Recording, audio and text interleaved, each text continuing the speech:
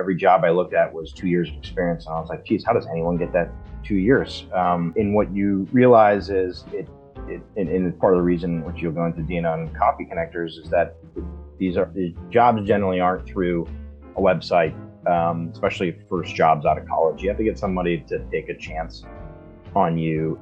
You think everyone has it figured out. We're running a company, having a network that you can call and rely on, whether it be peers or folks that are older than you, to say, hey, how are you thinking about this? It's invaluable because nobody has it all figured out. And if they do, then you should be skeptical.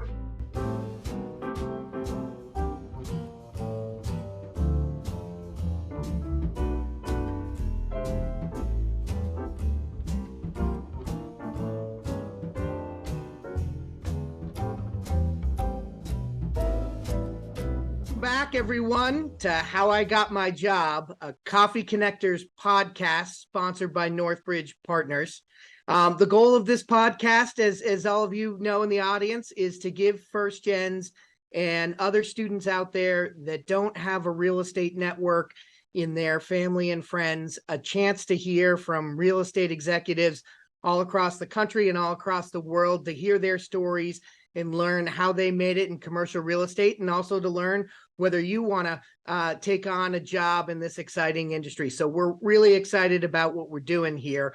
Just real quick, Coffee Connectors' mission is to recruit, connect, and to place first-gen students on successful career paths in commercial real estate. And stay tuned after the podcast, because we're going to give you some more information on how to get involved with Coffee Connectors and our internship program.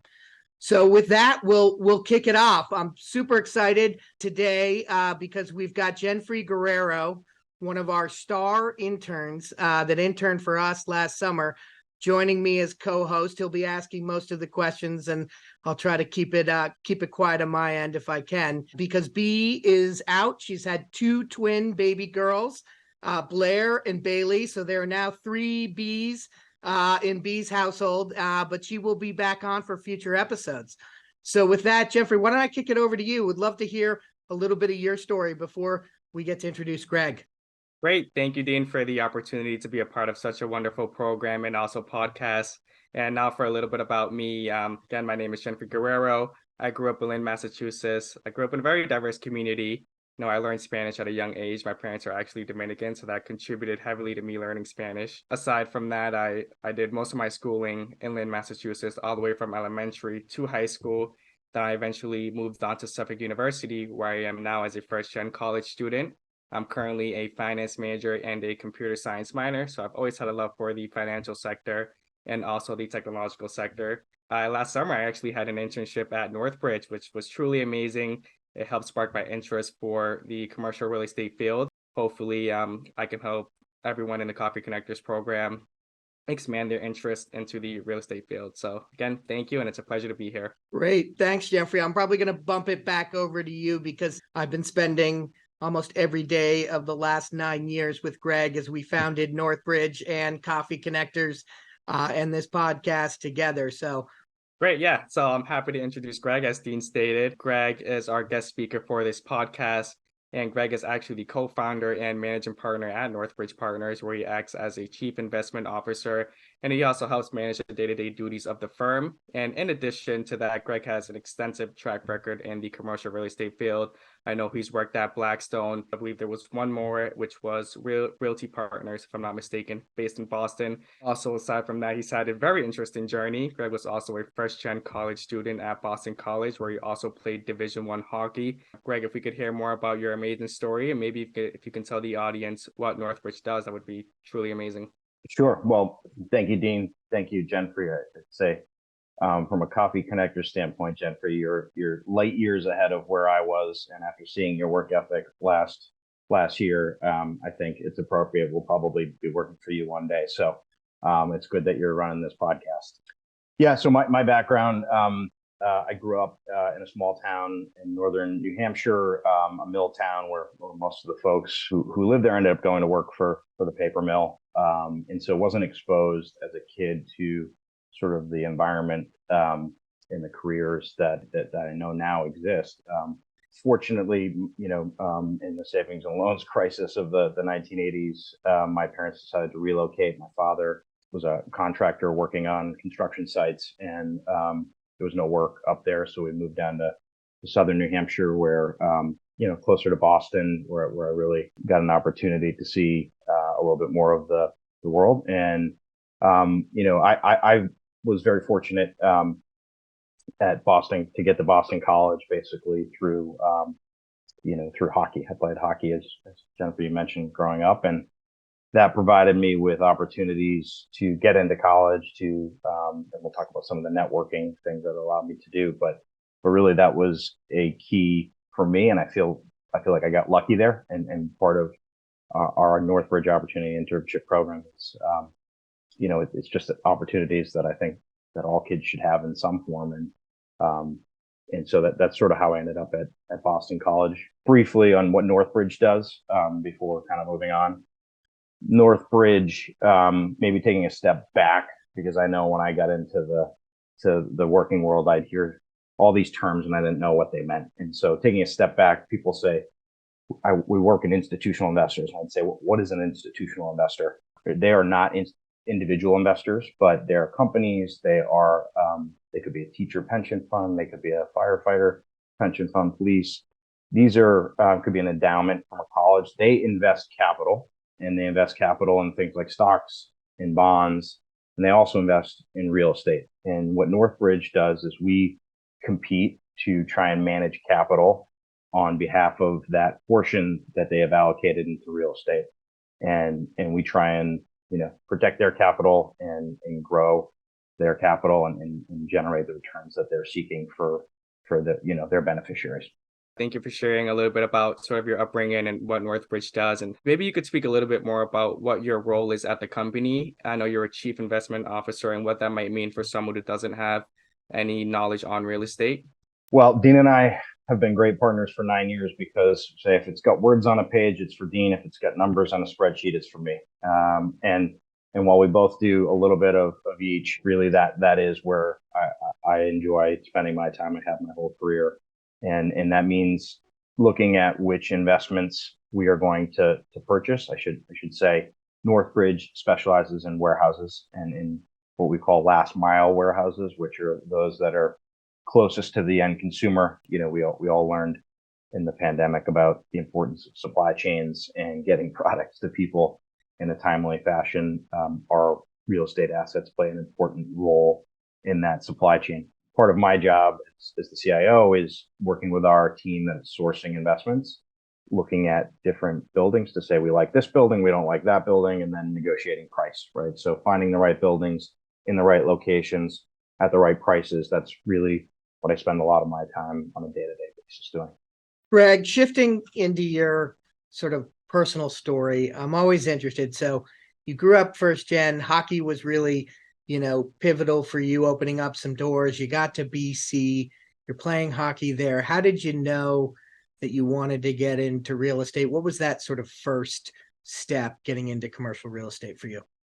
Well, as I mentioned, I was certainly far behind where Jenfrey is today. I never had an internship in college. I was playing hockey and really focused on that. And my parents went very close with it. They didn't have the context of what an internship was. And so I got to my senior year, and I remember it vividly. I got hurt my senior year. I was thinking about going to play professional. I said, I'm not good enough to play and earn a living here. And I'm starting from behind. I haven't had an internship.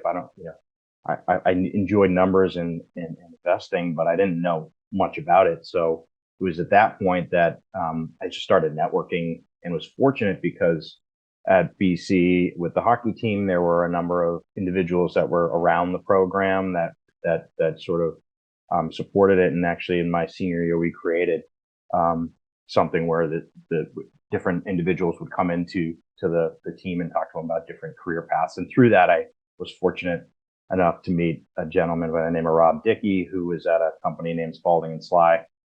And I just said, I really like commercial real estate. I've talked to a few folks. How do I break in? And that was the break that I got. Was he helped me get into to my first job there. Awesome. Thank you for elaborating more on your experiences and sort of how you bridged into the real estate field. I mentioned before that you worked at Blackstone and also Colony Capital. And you could talk a little bit about your experience working at those companies and how that helped you transition into NorthBridge or starting your company at NorthBridge. Yeah, well, I'd say, I kind of knew from the first day I started working that I had an entrepreneurial itch, but I also knew I had to put in a decade of time at larger firms, learning from the people who knew how to do these things. And I was fortunate enough to have great experiences at both Colony and Blackstone, working with some really great people. And what I realized at an early age was that it was really important to just be around the action. When you're just getting into the industry, you want reps, you want to see a lot of volume, and seeing volume at a young age over and over again is what helps make you better. So I worked at Colony for a little over 7 years, and then had a chance to go through one of my friends and colleagues who had Colony to Blackstone to look at a role at Blackstone. Had to move to New York for that, but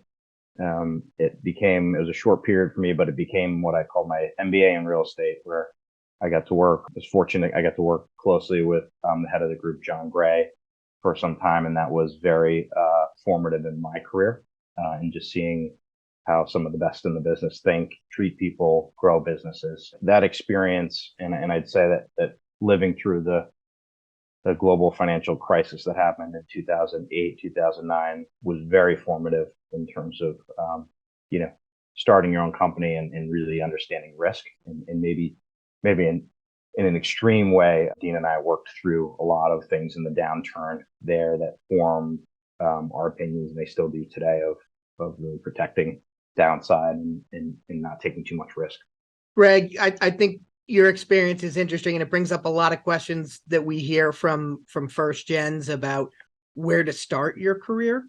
And I think it sounds like, from your story, you really started at two big companies. You went from, Spalding and Sly, you went to Colony Realty Partners, then you're at Blackstone, which is probably the biggest owner of real estate in the world. Would you recommend that other folks coming out of college, should they be looking for those big institutions first that can train them, or should they try to be more entrepreneurial like you were later on in your life?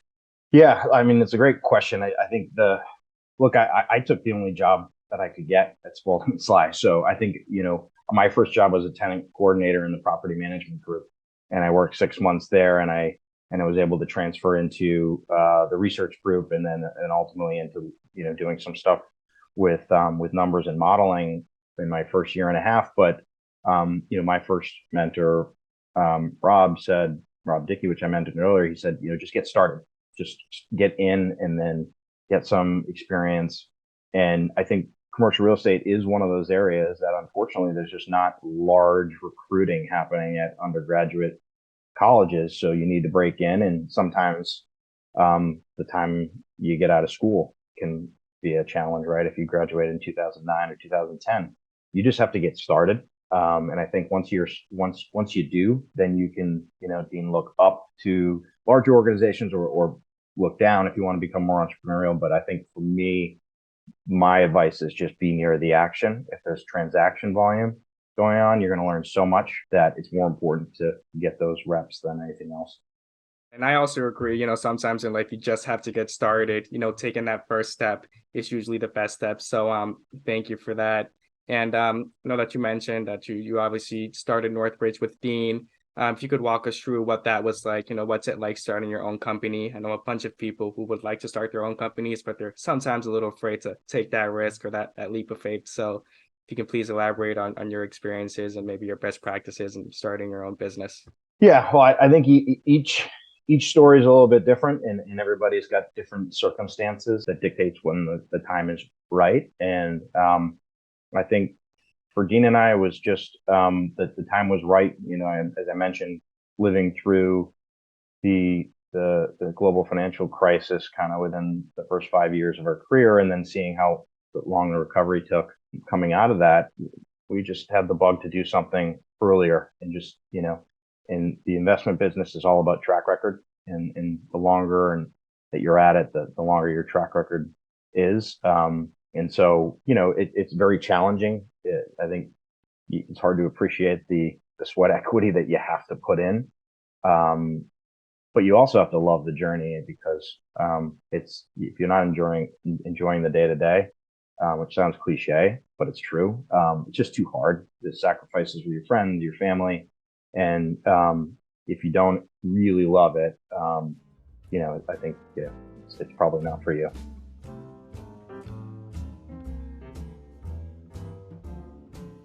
In the show, we always get sort of at the end of the show, we want to talk about really what does this mean for first gens and what are the key takeaways for them. And I'm always interested. We've talked about this in the past. I came from a family that was very politically involved. I was not first generation to go to college.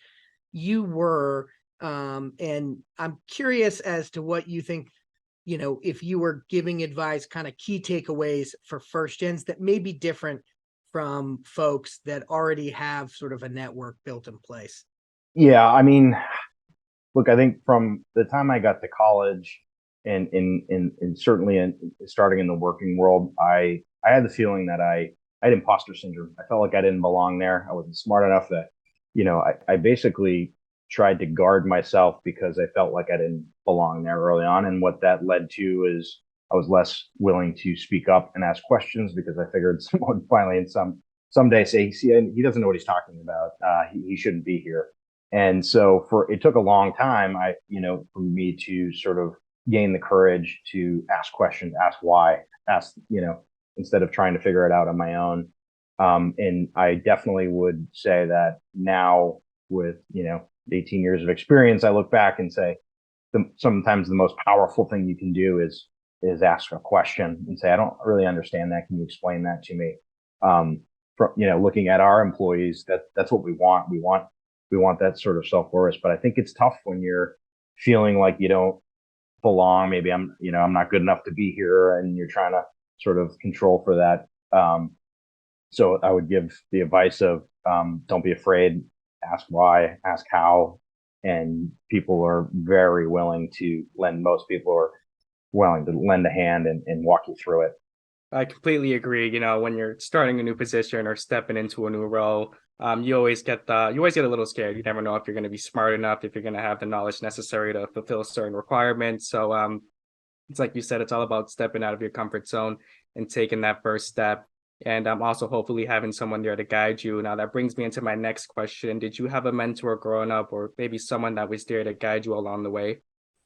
Yeah, I've had several mentors at each step of my career, and continue to have many today. So I wouldn't say that it was just one, but certainly at Colony, CFO was a guy by the name of Neil Weisner, who unfortunately passed away much too early. But Neil was just a tremendous person, a tremendous real estate mind, and he also happened to play golf. And so I saw that as a young person. I said, that's a way for me to get close to the CFO as a young.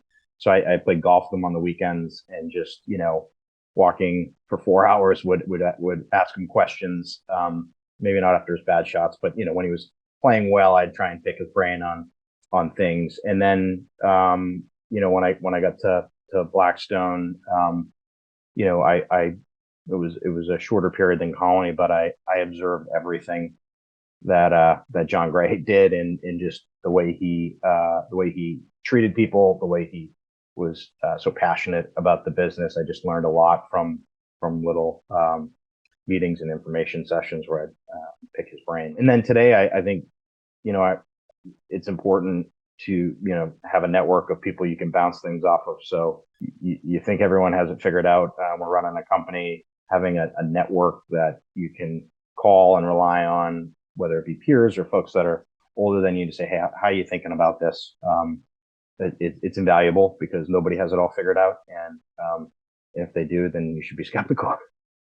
We're super excited to get people into this industry.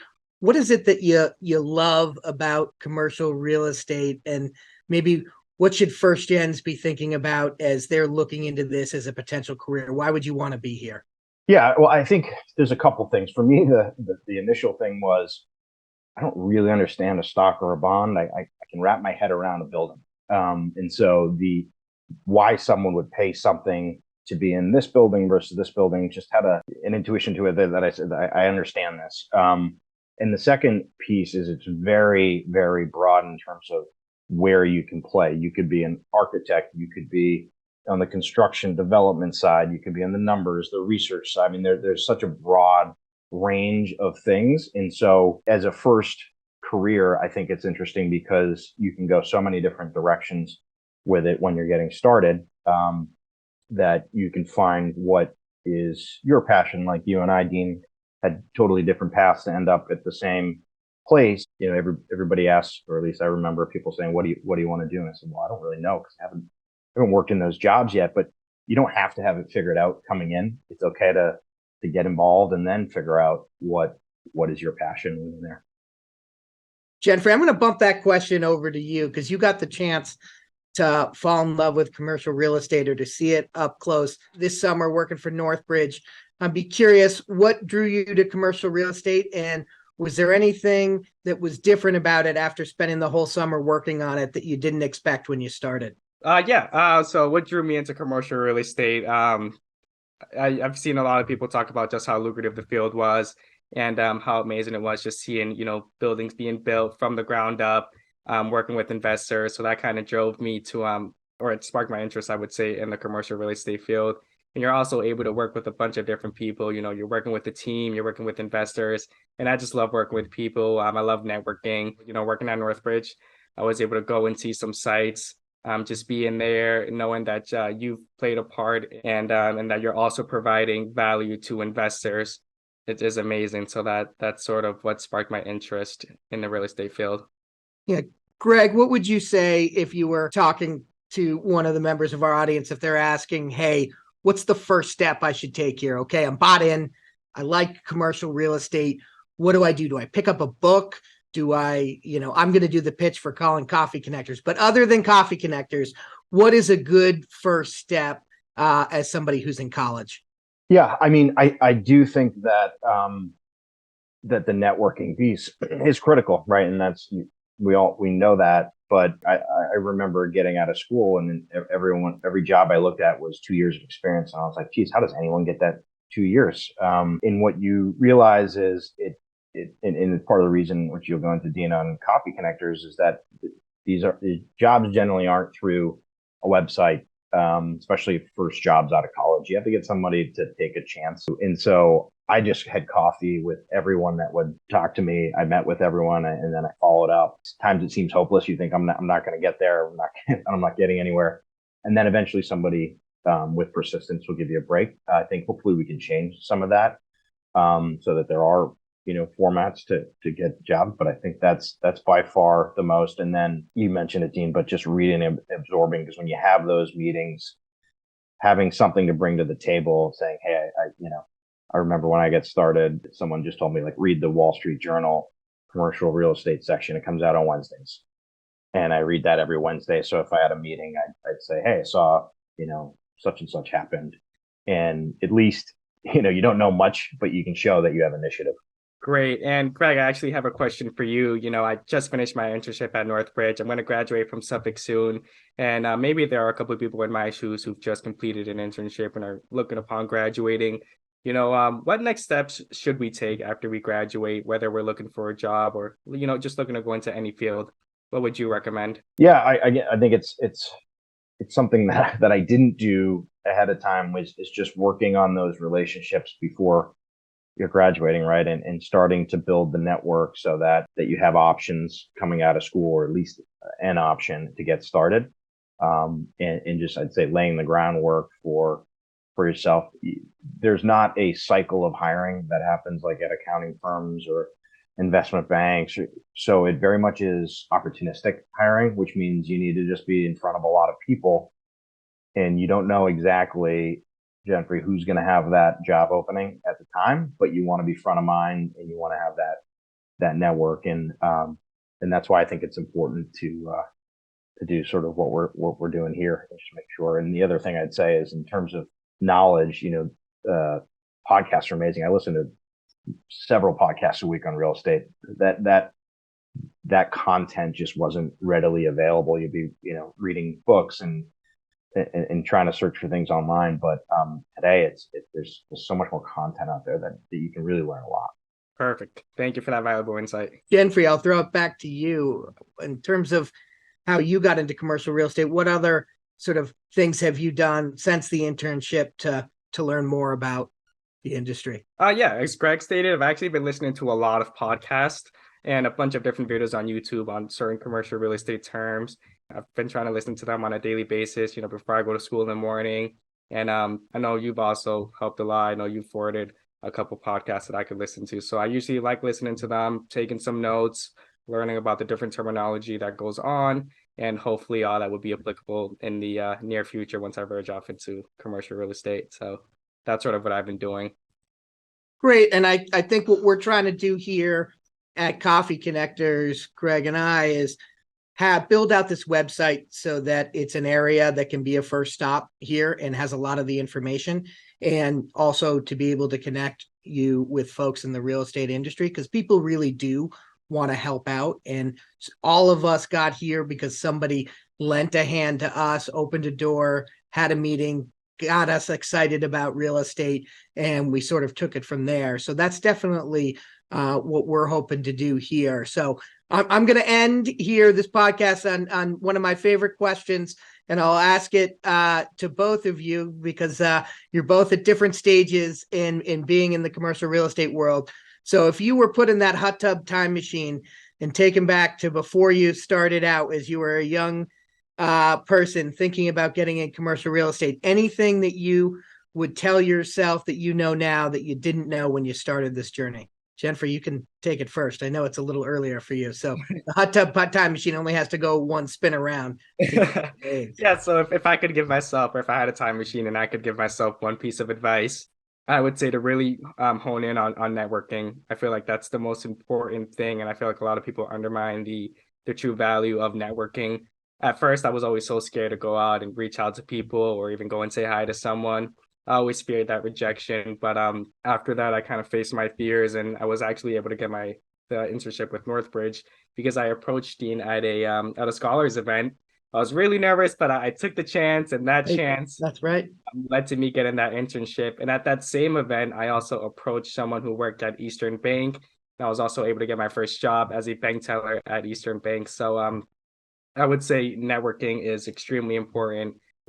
Well, I would echo that, Jenfrey, and I would say sort of touched on a little bit earlier, but would tell my younger self not to be so introverted at company events or things, networking things.